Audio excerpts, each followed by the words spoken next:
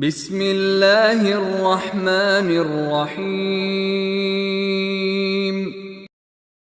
وإذا رأيتهم تعجبك أجسامهم وإن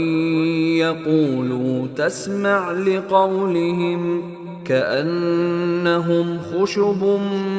مسندة يحسبون كل صيحة عليهم هم العدو فاحذرهم قاتلهم الله أنى يؤفكون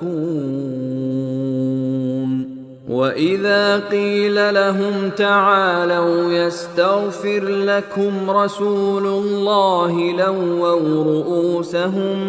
لووا رؤوسهم ورأيتهم يصدون وهم